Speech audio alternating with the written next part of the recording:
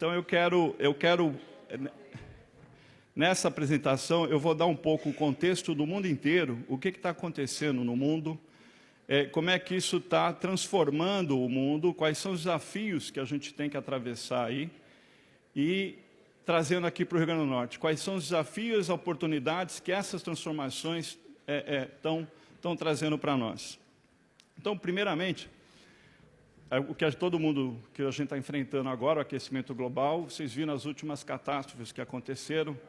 Uma delas que me chocou muito foi no Havaí, né, que houve aquele incêndio e morreu muitas e muitas pessoas, várias desaparecidas ainda, as pessoas tendo que se atirar ao mar para não ser queimadas, né? Se a gente olhar isso, nenhum filme apocalíptico ia ser tão dramático como o que a gente está passando ali. Então, essas questões do aquecimento global, como o secretário-geral da ONU, Antônio Guterres, falou, a gente já não está no aquecimento, a gente está numa plena ebulição já. O que os cientistas estavam colocando, que a gente podia alcançar em 2030, 2040, a gente já alcançou em 2023. Então, a situação que o mundo está atravessando nas questões climáticas, que se falava lá atrás, é muito pior do que estava se prevendo, né? E a gente sabe, o cientista já coloca assim, é preciso assim, muito rápido diminuir o CO2 na atmosfera, que é a principal fonte de aquecimento. E isso é a pauta principal das questões ambientais no ESG, em inglês, né? Environmental, Social Governance, que para nós é a ASG, Ambiental, Social e Governança. A outra que a gente está enfrentando no mundo é a desigualdade social. Isso é uma desigualdade que chegou num nível, depois da pandemia, muito, mas muito grande. Nós estamos falando que talvez menos de 1% da população no mundo tem mais de 80% do dinheiro circulante no mundo inteiro, né? Então, não é possível administrar um planeta com tamanha desigualdade. Então, isso é pauta principal também, não só na ONU, mas em Davos, que é onde reúne as maiores empresas do mundo, olhando para isso. O que as empresas devem olhar, o que os governos devem olhar em função da desigualdade social. A outra situação, a própria pandemia, né, que colocou todo mundo no mesmo chinelo, ou seja, rico ou pobre, russo, japonês ou brasileiro, todos podiam morrer pela mesma doença, né? Em função dos avanços científicos, em função da tecnologia, conseguiu-se a vacina em tempo recorde, né, para poder segurar isso. Se não fosse isso, a gente teria perdido muita gente, né? E, por último, uma situação agora, as questões das guerras que a gente está vendo, da guerra que a gente está vendo na Rússia e na Ucrânia. E, por exemplo, o que a gente não sabia, pelo menos eu não sabia, que a Ucrânia era um grande celeiro agrícola, né? A gente não tinha ouvido falar, mas quando a Ucrânia para de exportar os seus grãos, a África inteira passa fome, né? A situação da Rússia não mandando o petróleo e gás para a Europa, né? Subiu a inflação ali em função dos combustíveis, subiu a inflação dos alimentos, ou seja, o mundo inteiro está atravessando uma inflação enorme. Aqui a gente está conseguindo controlar, mas os Estados Unidos ainda não, a Europa ainda não, né? Isso está criando uma série de situações que a gente está mais acostumado, mas os americanos e europeus não estão acostumados a uma inflação alta, né? Bom, esses 4 fatores são os principais movimentos que estão acontecendo no mundo. O que isso gera? Eu trouxe uma pesquisa, opa, pulou aqui alguns.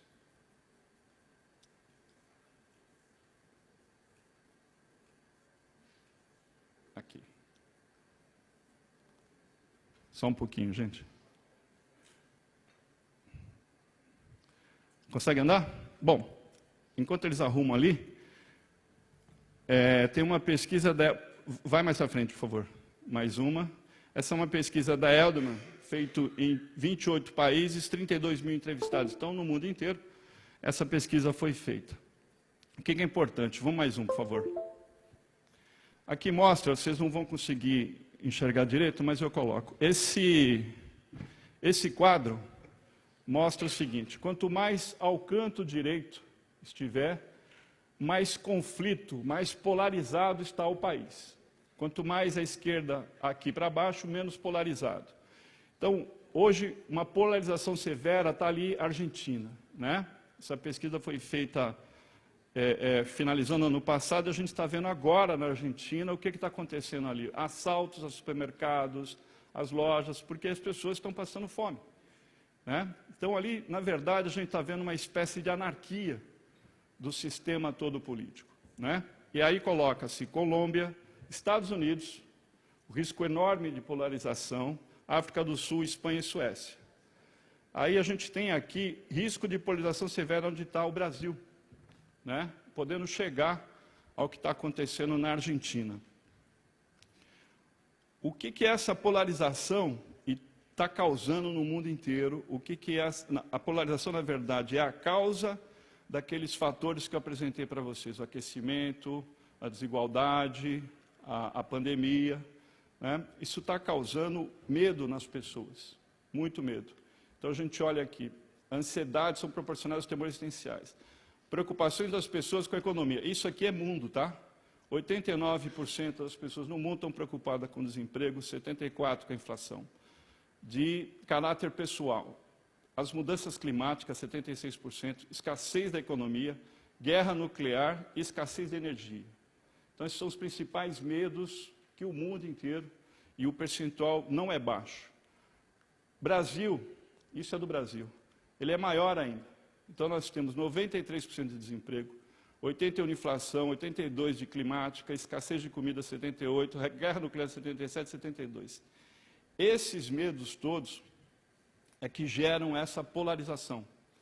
Por quê? Porque o futuro, o que as pessoas enxergam para o futuro, para os próximos 5, 10, 20 anos, é muito ruim o que eles estão enxergando. Uma possibilidade de uma guerra nuclear, uma possibilidade que o aquecimento piore, uma possibilidade que falte comida, né? Esses medos todos causam nas pessoas querer voltar para trás, não ir adiante, segurar o tempo. Não dá para segurar o tempo. Então, esse conservadorismo que a gente vê, às vezes extremado, né? Não no sentido político, mas no sentido de não queremos andar à frente. Então, vocês viram há pouco tempo a questão da inteligência artificial, que o professor Leonardo vai abordar depois. Eles queriam 6 meses que as pesquisas de inteligência artificial fossem paradas para que se pesquisasse contramedidas com relação à inteligência artificial, porque ela poderia causar o fim da existência humana. Mas isso não dá para parar. Não é possível você parar a tecnologia, não é possível você parar o tempo, né? A tecnologia vai avançar. Qual é o problema? O problema é o humano. O problema não são as máquinas, é o que o humano faz com a máquina, né? O problema não é a rede social, é quem usa de forma equivocada a rede social. Então, o problema está em nós, está no humano, não na tecnologia. Então, a gente tem que repensar essas visões. Bom, adiantando, a maior divisão hoje do que no passado, o Brasil em segundo, em 78%. A média global, 53%. Aqui nós estamos em 78%, na visão das pessoas. O tecido social está fraco. Então, 80% das pessoas colocam o seguinte: a falta de civilidade, como nunca se viu. De cada 10 pessoas, 8, olhando para a sociedade no Brasil, vê uma falta de civilidade na sociedade. O tecido social que mantinha o país unido tornou-se mais fraco. Então, com uma base, o que é a visão do senso comum? Eles estão colocando isso em risco, a visão de 63% das pessoas. Então, essa polarização, agravamentos, como eu falei, quais são as consequências disso para a sociedade? Violência urbana, nós estamos vendo isso na Argentina. Aumento do preconceito e discriminação. Se a gente olhar na Europa, o discurso da ultradireita tem prevalecido. Na Itália ganhou eles chamam de neofascista, mas de ultradireita. Na Alemanha, no lado oriental, onde era a antiga Alemanha Oriental, já 40% do partido EFD, FSD, que é de ultradireita. E na França também, a Le Pen ficou já em segundo turno na última eleição e na anterior. Pode ser que seja a nova presidente depois do presidente atual. Então, ou seja, a Europa está indo para a ultradireita, mas qual é o principal discurso da ultradireita? Discriminação do estrangeiro. Eles não querem os estrangeiros lá. porque eles colocam, o discurso colocado pela ultradireita é que o estrangeiro, a pessoa de fora, é que está causando toda sorte de problemas na Europa. Então, isso é um discurso fácil. A gente sabe que é falso, mas isso tem levado as pessoas a votarem nessa ultradireita. Fim da nossa democracia, o que a gente sabe que a ultradireita pode se transformar rapidamente numa ditadura por corrupção ou pelo poder, é só olhar aonde isso já aconteceu na América Central e alguns países mundo afora. Desenvolvimento econômico mais lento e a incapacidade de lidar com os desafios da sociedade. Então, esses são os 5 consequências dessa polarização, consequências desse medo todo que está acontecendo no mundo. O que está confiável no mundo inteiro? O que está mais confiável hoje, a instituição mais confiável hoje são as empresas, com 64, depois as ONGs, depois a mídia e, por último, o governo. O governo é o menos confiável. Quando o governo passa a ser o menos confiável numa sociedade, ele perde legitimidade. E cabe ao governo criar o controle, criar a sistematização. Se ele perde a legitimidade, nós vamos para a anarquia, né? Principalmente o Poder Judiciário, é o que preserva essa percepção de leis para se viver em sociedade. Quando não se respeita isso, a gente parte para a anarquia. Então, esse é um risco muito grande de ruptura da sociedade que nós estamos atravessando. Essa pesquisa mostra o seguinte: só o governo não vai conseguir resolver. É preciso que a iniciativa privada, junto com a sociedade, enfrente os mesmos problemas. Porque o que a gente ouve muito dos empresários é colocar a culpa no governo. O governo isso, o governo anterior aquilo, o governo atual isso, esse governo... É preciso se envolver no problema para resolver. Então, eu morei 14 anos no Paraná, trabalhei na Globo no Paraná, e é um estado extremamente cooperativista. São as cooperativas que atuam lá. Depende muito pouco do governo. E a riqueza que é aquele interior do Paraná, em função das cooperativas, são os próprios empresários se juntando e criando pesquisas, financiamento, distribuição de renda, ou seja, todo o processo. A pesquisa no mundo inteiro coloca, se juntar governo com a iniciativa privada, mais a sociedade, aumenta em 600% a eficiência das ações para o Estado. Bom, então, aí vem o ASG, Ambiental, Social e de Governança. Isso surge lá em 2004, 2005, Kofi Annan, discutindo com os maiores empresários do mundo, na verdade, o setor financeiro, os grandes financiadores do mundo. Para quem não conhece, a BlackRock é a maior empresa do mundo. Ela é sócia da Google, ela é sócia da Amazon, ela é sócia da Apple, ela gere 10 trilhões de dólares o fundo deles, né? Então, essa é a maior empresa do mundo, que é um fundo de investimento. Esse, Larry Fink, que é o CEO, que liderou uma agenda dessa na ONU, né, sobre as questões ambientais, sobre as questões sociais e as questões de governança. O que é isso? O ambiental fala sobre sustentabilidade ambiental, aquecimento global, zero emissão, desmatamento e reciclagem. A questão da sustentabilidade, direitos humanos, educação, inclusão, qualificação profissional, o S. E o G, governança, transparência, anticorrupção, LGPD, Lei de Proteção de Dados e compliance. Entre outras coisas, depois o professor Leonardo pode aprofundar nessas questões todas. Mas, olhando para isso tudo, as questões ambientais, sociais e de governança dentro do SG é ligado à iniciativa privada, às empresas, não ao governo, não à sociedade. O SG é direcionado às empresas. Por que elas fariam isso? Porque elas são boazinhas? Não. Porque caiu uma consciência na cabeça deles, dos empresários? Também não. O que é o seguinte, a raiz disso é proteger que essas empresas perdurem ao longo do tempo.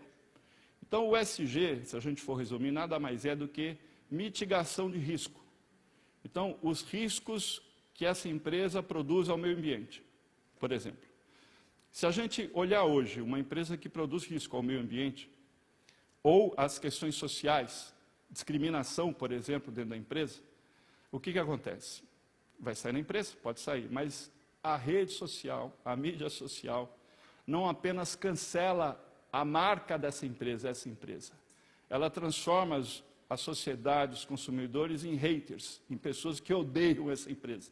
E é muito fácil ver o que tem acontecido mundo afora com empresas que poluem, com empresas que não trabalham as questões, não é que não trabalham as questões sociais, infringem à sociedade discriminação contra as mulheres, discriminação de raça, discriminação às pessoas PCD, e a gente vê muito isso acontecendo, né? E, por último, a questão de governança, que é ser uma empresa transparente, que ela não se meta em corrupção, que ela seja aberta às questões de tudo que acontece ali de forma aberta. Obviamente, isso aqui muito ligado às SA, por quê? Porque as SAs emitem os relatórios ESG, com esse relatório auditado por terceiro, eles conseguem financiamentos de fundos privados com juros menores, prazos mais longos. Esses fundos acreditando que essa empresa está contribuindo para a sociedade e, por isso, ela está alongando a sua existência. Mas, principalmente, ela está ganhando reputação. E ganhar reputação hoje, no mundo empresarial, é a coisa mais valiosa que tem, porque valoriza a marca, as suas ações sobem, a sua mercadoria gira e todas essas questões. Não olhar para isso é perder reputação e é entrar num buraco que pode ser não apenas cancelado, mas odiado pela sociedade. Então, diante de tudo aquilo que nós estamos vendo nas questões que eu coloquei sobre os conflitos mundiais, os conflitos sociais, essas questões do ESG, elas, olhando os mecanismos que ela trabalha na sociedade, ela vem amenizar essas questões. Por isso as empresas estão ficando com maior credibilidade, né? Mas toda a credibilidade, quando pega esse bastão,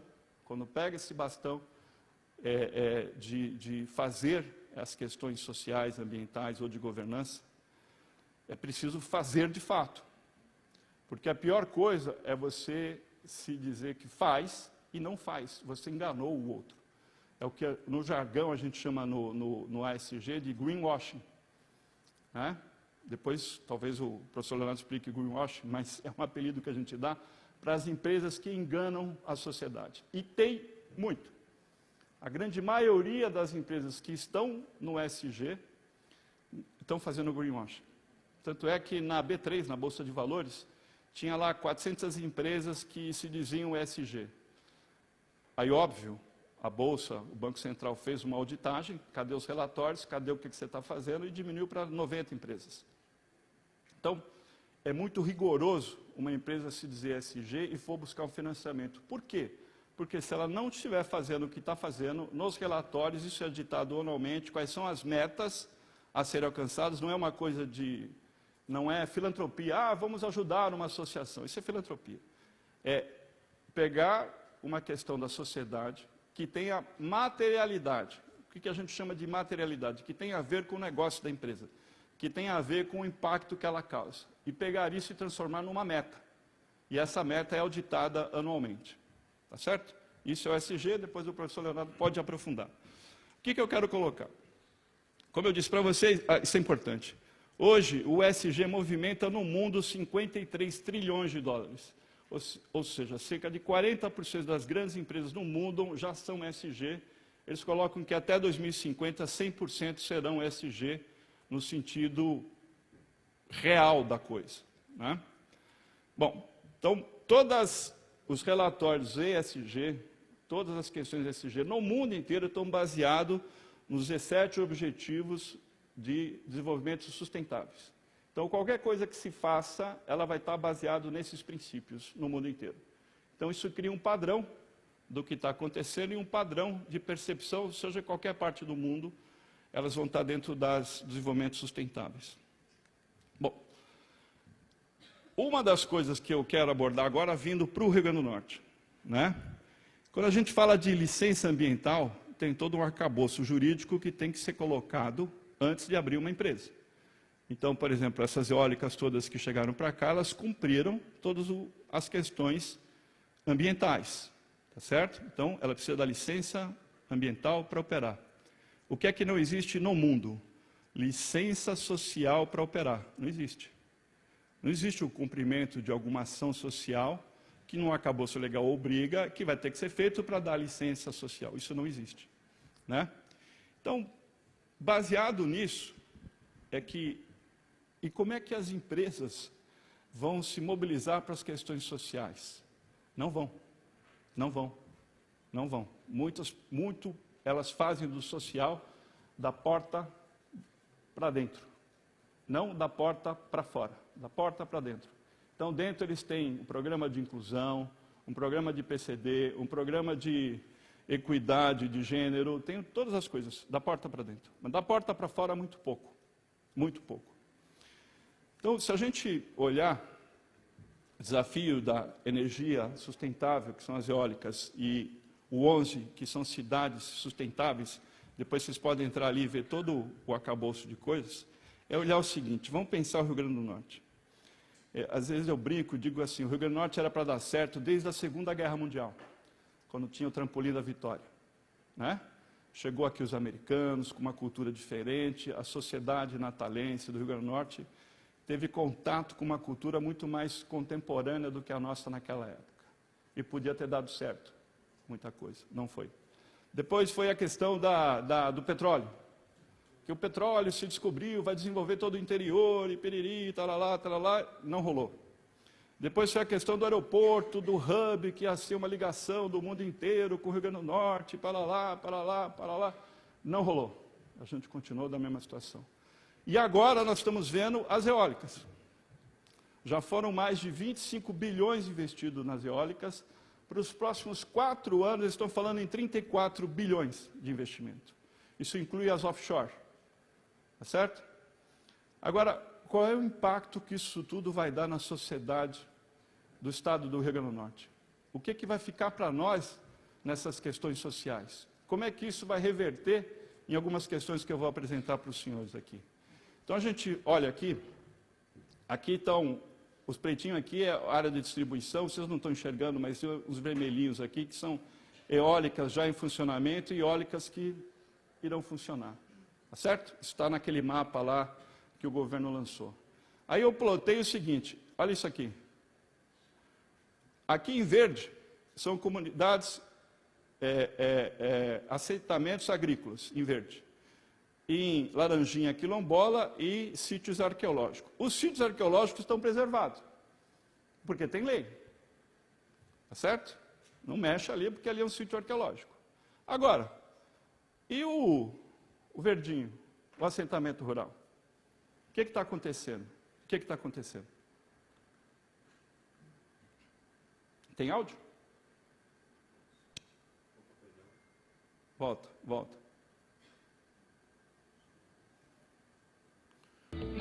Mais de uns anos tá para cá, é da Record, o visual simples de areia e mar foi sendo alterado. No início do século XXI, o Estado recebeu as primeiras torres eólicas bem perto do oceano. Em vários pontos do litoral, elas se incorporaram à paisagem. Os turistas que andam por essas bandas acham o visual bonito, mas quem mora aqui e depende da pesca para viver, não tem a mesma opinião. Antigamente você chegava aqui com 200, 300 quilos de peixe e hoje aí vejo até 100 quilos de peixe. Tem diminuído esse pescado devido ao ruído, pois precisa de silêncio para poder o peixe encostar na praia, né? O Brasil está entre os 5 principais mercados do mundo para novas instalações de aerogeradores. A eólica é uma importante fonte de energia limpa e renovável. Mais de uns anos para cá, o visual simples de areia e... Vamos, eu estou tomando um pouco mais de tempo, mas depois vocês podem assistir. Foram 5 episódios pela Record, durante uma semana, sobre todos os problemas da eólica. Então, se fala ali de problemas de saúde, problemas de depressão, problemas de manutenção do que eles fazem na pesca. Tem um depoimento sobre as questões dos aerogeradores nas questões do mar. Então, tudo isso, quando a gente olha, a gente vê o seguinte, as questões ambientais estão protegidas, e as questões sociais. E aí, é clássico no nosso negócio, se deixar isso... Ai, desculpa. Se deixar isso acontecer, eu me empolgo. Se deixar isso acontecer, as questões sociais, isso vai gerar conflitos, e já está gerando conflitos em Choqueimado. Eu acho que já chegou alguma coisa nos tribunais sobre essas questões, né? Tem várias e várias teses de mestrado falando sobre os impactos sociais das eólicas especificamente. Agora sim, temos que parar as eólicas? Não. O que tem que ser feito? Dentro do arcabouço do ESG, nas questões sociais, nos relatórios dessas eólicas eu li, está escrito ali, ou seja, então foi apresentado para os fundos de financiamento, investidores, que eles vão cuidar dos impactos sociais das comunidades afetadas. Se eles estão cuidando, não há uma percepção das comunidades. Agora, é difícil cuidar disso. Você imagina lá quem são os responsáveis pelas eólicas aqui? É um gerente de manutenção. Porque muitas delas são multinacionais. Está lá no Canadá, está na França, está na China, está nos Estados Unidos. Né? Quem que está olhando? E quando você fala de fazer uma ação social, não é assim, vamos lá distribuir caderninho, computador. Não é. É uma escuta ativa que tem que ser feita nas comunidades, entender o que elas entendem como sustentabilidade. Porque se você tirar a pesca, tirar o gado, tirar a forma como eles subsistem nessas regiões, o que vai substituir? Como vai substituir isso? Né? E várias dessas primeiras eólicas no Brasil, que foram instaladas aqui, elas deviam estar a 400 metros das comunidades. Só que lá fora, no exterior, são 2 quilômetros longe das comunidades. Aqui é 400 metros. E aí eles não respeitaram nem os 400 metros. Dizem que as que estão se instalando agora estão respeitando os 400 metros. Então vejam, eu não sou contra, pelo contrário. Eu acho que é uma grande oportunidade para o Rio Grande do Norte. Agora, é preciso oportunizar as questões sociais. Senão, a gente vai ter conflitos. E, novamente, a gente perde uma grande oportunidade. Vai se falar muito, como se falou a questão do aeroporto, como se falou a questão do petróleo, e tal lá, e a gente continua na mesa. Que mesma é essa? A ODS 4 de educação. Olha só que coisa. Isso aqui é anos iniciais, nota do IDEB 2021. Vai sair no ano que vem, 24, que é feito nos anos ímpar. Rio Grande do Norte, 27º lugar, anos iniciais. Último. Tem 27 estados, a gente é o último. Ensino médio, anos finais, ginásio, 26º. O Ceará, segundo, anos iniciais. Primeiro no ginásio. Primeiro no Brasil. Então a gente olha o que aconteceu ali no Ceará, vê a tomada ali a partir de 2011, como é que ela vem subindo. Né? E nós caindo. Agora vejam só, são as crianças. Se a gente olhar para o ensino médio, pior ainda. 27º, último novamente, e o Ceará em terceiro. Então, isso aqui é o público, tá? Eu tirei o privado. Qual é o futuro do Rio Grande do Norte? Vamos imaginar em 2043. O que a gente está criando para a nossa sociedade? Um contingente maior ainda de dependentes de auxílio do governo. Não tem jeito. Não tem jeito. E o Ceará? O Ceará tem índices. Olha só. O salário nominal mensal domiciliar per capita no Rio Grande do Norte de 1.267. No Ceará, 1.050. Tecnicamente, é mais pobre do que o Rio Grande do Norte. A renda média de pessoas trabalhando a partir dos 15 anos, 2.875. No Ceará, 2.407. Tem menos dinheiro por cabeça lá. Só que eles são em primeiro. Então, se a gente olhar outra questão, aqui, índice de jovens nem estudo nem trabalho. Nós estamos em 30,8, eles estão em 30,1. Nós estamos, está vendo aqui? A diferença? Bom, o que é isso? Qual é o futuro nosso? Qual é o futuro do Ceará? Então, vocês devem ter ouvido a notícia que o ITA, Instituto Tecnológico Aeronáutico, está abrindo, pela primeira vez, um campus lá em Fortaleza. Por que eles estão abrindo um campus em Fortaleza? E lá da minha época, na época do Marinho também, o ITA era para passar no ITA é gênio. Muito mais difícil que na USP. É dificílimo, né? E o ITA eu estava vendo uma palestra de um americano, um professor americano, dizendo assim, como é que vocês conhecem o Brasil? Aí os caras, biquíni, futebol. Vocês estão iludidos.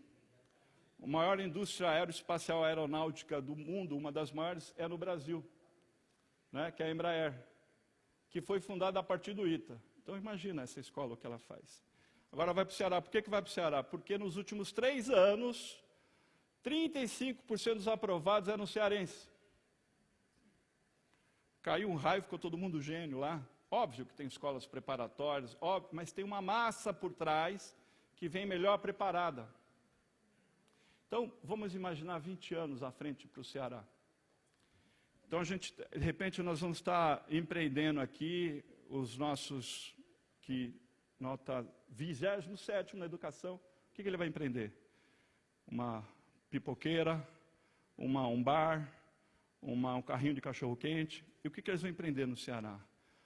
Uma empresa de tecnologia, uma startup, uma empresa aeroespacial, fazer uma sociedade com Elon Musk e trazer a agência aeroespacial do Elon Musk para lá. É difícil? Não, não é difícil. Então, qual é o futuro do Rio Grande do Norte? Olhando para a questão educacional. O que nós estamos gerando para o futuro? Então, eu peguei uma capa aqui da tribuna, dos meus colegas ali, mas qual é o futuro? Aí, em 2043, qual é a manchete que a gente vai querer ver? Essa. Porque provavelmente é essa que a gente vai ver. Né? Então, vamos entender. Essa iniciativa privada, que são as eólicas, elas têm que evitar o conflito sob risco de paralisação. Porque vai chegar a vocês, vai judicializar e vocês vão mandar parar. Aí perde todo mundo. Então, tem que ser rapidamente olhando essas questões das comunidades locais. E elas estão em lugares onde tem muita pobreza. Não só isso, a questão educacional. Eu estou num projeto agora, espero que dê certo, junto com a Universidade Federal, que eu vou buscar apoio da iniciativa privada. Então, eu estou oferecendo um projeto que tem começo, meio e fim ao longo do tempo, para financiamento da iniciativa privada em educação fundamental. Né? Se isso vai dar certo, não sei, mas é uma tentativa de fazer olhar aquilo que eles vão ter dificuldade de fazer, nós vamos tentar resolver essa questão. Mas é importante, independentemente de que esse projeto tenha sucesso ou não, não vai salvar o Estado. Isso é uma visão que os cearenses tiveram. Inclusive, o Banco Mundial fez um estudo sobre o case do Ceará para replicar no mundo. Como é que um Estado tão pobre consegue chegar em primeiro em educação em 71% de todas as escolas. 71%. Se vocês olharem o ranking lá do IDEB, está excelência, excelência, excelência, excelência, 71%. Quantas escolas públicas de excelência nós temos no Rio Grande do Norte? Quem chuta? 0. 0. 0. Nenhum lugar. Em nenhum lugar. Né? Então, não olhar para isso e a gente dizer que o futuro nosso está muito ameaçado. Isso eu não tenho a menor dúvida. Então, quando a gente fala de sustentabilidade, e eu tenho falado em várias palestras, desde 2017 eu tenho falado sobre ESG, o que as empresas devem olhar e tal, e tal, e tal. Mas é uma falácia. Porque o que não existe nessa visão de mundo agora, prosperidade das empresas com um monte de gente passando fome, com um monte de gente desempregada, com um monte de gente sendo pedinte. Né? Então, as questões até que... Vamos subir aqui para a gente debater? Eu queria fechar com uma questão. Essas causas das notas baixas, ela também vem da primeira infância. A primeira infância dos 7º mês de gravidez da mulher, até os 2 anos de idade, essa criança está formando a questão cognitiva. São 700 ligações neuronais por segundo que essa criança está fazendo. Então, se ela não tiver uma alimentação decente, ou se ela tiver uma diarreia porque estava perto do esgoto, ela está comprometida cognitivamente para o resto da vida. Depois dos 2 anos, dos 3 aos 5 anos, está se formando as questões psicológicas. Essa criança abandonada num lar, a mãe foi trabalhar, ou seja lá o que for, ela não está socializando, ela não está percebendo a questão humana. Quando ela chega na escola, ela não tem capacidade de aprendizado, já está comprometida. Então, obviamente, onde é que isso tem que ser cuidado? Nas prefeituras, na primeira infância. Bom, são questões outras que eu quero colocar para debate, mas desenvolvimento sustentável significa um todo, é um ecossistema. Não existe desenvolvimento sustentável de empresa sem a questão das pessoas sociais. Não existe desenvolvimento sustentável das pessoas se o Estado inteiro não criar essa percepção. O resto todo é uma falácia. É bom para o relatório, é bom para o financiamento, é bom para a empresa. Mas é péssimo para a sociedade, porque a gente vai aumentar a desigualdade social. A gente vai ter mais pessoas qualificadas, mais ricas e pessoas mais dependentes. Nós estamos falando de 70% desse Estado. De cada 10 pessoas, 7 estão nessa situação que eu estou colocando para os senhores. Então, vamos para o debate. Obrigado. Muito obrigado, Disseu. Acho que esse choque de realidade, talvez a maioria de vocês não tivesse, eu pelo menos não tinha algumas das informações que foram compartilhadas aí e que são alertas. Alguns já passaram do sinal amarelo, já está no vermelho mesmo. Mas, tendo em vista o adiantado da hora, Disseu, eu proponho que a gente ouça a exposição do Léo, do professor Leonardo, e em seguida a gente debate. Ótimo. Agora, tem um porém. Aliás, alguns poréns. O primeiro é que eu quero fazer o registro da presença do Dr. Gustavo Marinho, que está aqui conosco, magistrado, alguém que tem um trabalho significativo, importante, e é ativo aqui na Smarne e, desde o lançamento da Rejug, nos acompanha. A segunda coisa é que a presença de vocês aqui é extremamente importante. Nós estamos no YouTube, nós estamos online, mas poder olhar para vocês, ter o feedback, o não verbal, o envolvimento de vocês aqui é extremamente importante. Eu agradeço a presença de todos. Sinceramente, acho que vocês fazem parte desse momento, assim como nós que estamos aqui. E terceiro, se preparem, porque nós vamos debater. Se preparem, vão pensando em questões e perguntas. E para ajudar vocês, eu vou dar uma dica. Construam parte das perguntas com o seguinte pressuposto: o que é que isto tem a ver e como é que isto pode contribuir na minha vida, porque Disseu trouxe uma coisa importante. Qual é o futuro que nós queremos? Qual é a manchete do jornal que nós queremos ou das redes sociais daqui a 10, 20 anos? O que é que você quer fazer com a sua vida daqui os próximos 10 anos? Se achar que sua vida daqui a 10 anos, você fazendo o que faz hoje, vai continuar muito bem, não precisa fazer nada. Continue fazendo o que você faz. Mas se você, quando olha para daqui a 10 anos, se você continuar fazendo o que está fazendo hoje, não ficar feliz com sua vida, alguma coisa você tem que fazer a partir de agora. Alguma coisa tem que fazer diferente. E ele trouxe aqui muitas razões para que a gente faça diferente. E, com alegria que eu passo a palavra ao professor Leonardo Pivotto. Bom dia, pessoal.